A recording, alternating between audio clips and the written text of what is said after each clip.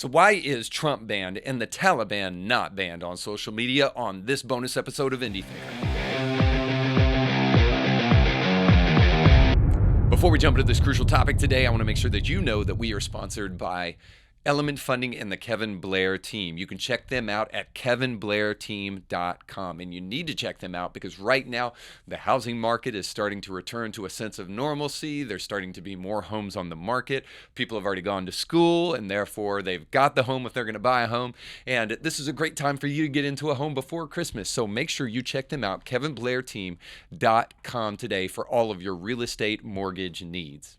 All right, so as it stands, Trump has been banned from pretty much all social media platforms until about 2023, which of course seems more about keeping him from running again than actually about anything he did to be banned. Meanwhile, the Taliban is enjoying all the freedoms and the beauty of issuing forth propaganda on a regular basis on social media, on pretty much all platforms without hindrance. So why is this? Well, the Washington Post article I'm about to read to you attempts to describe that, but never comes out and just said it's absolutely ridiculous. So Craig Timburn and Cristiano Lima writing say this: for a group that espouses ancient moral codes, the Afghan Taliban has used strikingly sophisticated social media tactics to build a political momentum, and now that they're in power to make a public case that they're ready to lead a modern nation state after nearly 20 years of war.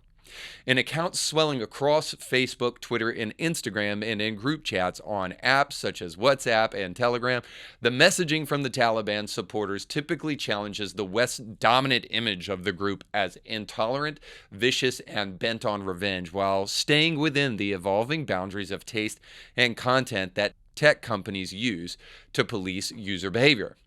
Now, one final quote. The Taliban of today is immensely savvy with technology and social media, nothing like the group it was 20 years ago, said Rita Katz, the executive director for Site Intelligence Group, which monitors online extremism. All right, the basis of this article almost sounds like a defense of the Taliban. They've really changed, guys.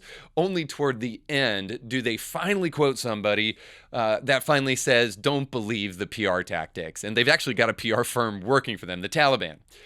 But here's the idea from the Washington Post article as I can derive. Skillful messaging has allowed the Taliban to recreate a new online image for themselves. Really? What bizarre world are you living in? Apparently Two-Face was right. You either die a hero or you live long enough to see yourself become the villain. In what world are we living in that the Taliban is actually changing their image for the better? The Taliban are not skillful. They're just lying. It's actually not that hard. Try it sometimes. It's super easy. And the amount of lying a person has to do to convince themselves that the Taliban is a force for good and human rights in the world and that they've changed somehow sounds exactly like the same kind of thing domestic abuse victims say to convince themselves that their partner isn't total garbage. They've changed, y'all. Look, be on the lookout for this because it's coming. Organizations on the left in places like BLM perhaps, or places like them, that hate America will come out in support of the Taliban because they're resisting the imperialism of westernized cultures. Already we hear the White House asking if the Taliban is going to have a place in the global community. I can go ahead as the unofficial Taliban spokesperson and tell you they don't. They don't have a place in the global community. They're terrorists who believe that Sharia law should govern the world. So here's the real answer to why the Taliban has not been banned, even though they're responsible for some of the most horrific human rights violations of our age, and Trump has been. Trump is banned on social media simply because of personal left-leaning bias of tech companies and the people that run them. I mean, tech companies are now like the old dude in the gym locker room. They've given up trying to cover up, and they're letting it all hang out. And the only thing I can say is, bro, get a towel. Stop it! Any honest observer can see that because these companies could ban him, then they did ban him. And please, do not send me comments down below with your thinly substantiated evidence that he was banned because he was inciting violence or anything else. Do the research, please. It's all a lie. Any intellectually honest person can tell you that this is not a left and right thing, that he was banned because of personal preference. And this is why I wanted to make this video in the first place. I wanted to do this video because what we're seeing with these tech companies and the people that run them, and with this Trump ban and the Taliban not being banned, is a perfect example for why we are not able to have healthy conversations anymore. Why? Because often we are blinded by our own ideology and we are oblivious to the fact that our knowledge is flawed. How do we cure that? Well, we recognize that we might come from a flawed perspective, or we recognize that we do have a bias that we come to anything with.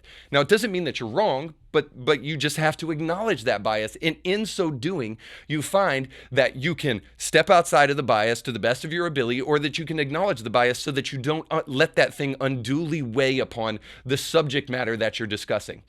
Anything else than that is a recipe for dogmatism, and that is exactly what these social media companies have done. They think they're right in their decision making because they are blinded by their hatred for Trump, and they're blinded by their left-leaning bias. It is only in acknowledging those things that we can actually have truly healthy conversations and healthy dialogues. That's why I'm passionate, even beyond this social media ban, about helping us get to this place where we can once again not only understand that we have a perspective that we come in with, but that also we're willing to listen to other people who have a different perspective. Doesn't mean they're right. It doesn't mean that they even have legitimate points, but it is only in understanding the limited amount of knowledge that you have that you can truly be open to other people's perspectives. And of course, the social media companies are not. That's why they've made such a hypocritical decision here. And I want to try to help every single person watching this, because it's been helpful to me to help you understand what the objectivity illusion is. What is the objectivity illusion? It is the idea that you happen to come from a privileged place of objectivity, but nobody else does. Have you ever noticed, perhaps, that on the road, everybody that drives faster than you is a maniac, and everyone that drives slower than you is a moron? That's essentially the objectivity illusion. Everyone thinks that whenever a person disagrees with them, then that person must be wrong, because I couldn't possibly be wrong. And so we make negative attributions about them, like you're stupid, or you must be daft, and how could you? So I'm going to pitch it to you this way. As honestly as you possibly can, ask yourself, are you better than those tech giants that banned Trump? Do you have the capacity to call balls and strikes even when your team is losing? Do you have the capacity to separate yourself emotionally from things, to be able to tell when you are being blinded by ideology so much that you cannot see the truth? This is a right and left predicament, to be sure. This is a human question, which is what I really want to try to answer in this video. It seems anymore today, people are not willing to realize their own biases and subjectivity, or if they are, they don't acknowledge it and don't care to see past it. So I want to urge you toward a third and more important and rational option. What we need to do is we need to recognize the objectivity illusion. Now, let me be clear. Objectivity is not an illusion, but many of us are operating under the illusion of objectivity. But something else must also be stated in the process of all of this, because I don't want you to misunderstand me. Does this mean that all of us are biased and that the truth cannot actually be known? No. That's throwing the baby out with the bathwater. Truth still matters, and it can be found, but it can only be found by honest seekers. So acknowledge your subjectivity, sure, whenever it exists and as much as you can. And in doing so, you'll gain the superpower of being able to look around it and see the truth. We can't all be eloquent, but we can try harder to be rational by being as informed as possible and then making assessments on the facts. Not to prove your point, but to come to the truth. And by the way, I'm going to say this in a hushed tone so that we don't disturb the deconstructionist as they're doing their hard work. When you actually do this, you'll find yourself starting to acknowledge the depth and richness of Christianity and quite easily dismissing it as mythological hogwash. Sorry, atheists, don't practice this exercise if you want to remain a skeptic. Here's some questions to help you see what I'm talking about. When you've been hurt at a church, do you blame Christianity for it, or rather the individual responsible? What about when the guy you voted against actually does something good? Do you acknowledge it? How about this? When the guy you voted for, the one you actually voted for, does something insanely, ridiculously horrible, say the ill-advised and poorly planned withdrawal from Afghanistan, do you publicly decry it with the same vehemence you did other things? What about when your party increasingly moves further and further and further to the left I don't know which party that could be, by the way. Do you just move with them, or do you try to call them back to coherence? Can you step aside from your bias and truly engage ideas from an objective or at least thoughtful perspective? I mean, I think that's what's really important here, and I think that's what's going on with the Trump/Taliban and this issue with banning Trump. And all of this, as I'm talking about objectivity illusion, and as I'm talking about being truly hungry for truth and seeing past your bias and calling balls and strikes legitimately, all goes back to this Trump issue with Trump being banned and the Taliban not being banned. Anybody who is honest can see very clearly that this is simply about personal bias.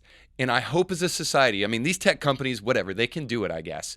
It's not right and it's not good for any of us, but I hope we don't fall into the same trap.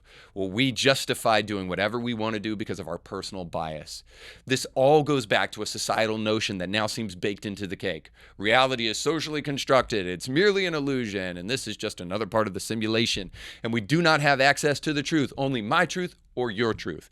I've said it before, and I will continue to say it. There is no such thing as your truth. There is the truth and the lies, and we need rational people to think clearly so that we can arrive at the truth. But I would love to know what you think, so please take time to go down and comment, and make sure to subscribe and share this video with your friends. Thanks so much for watching.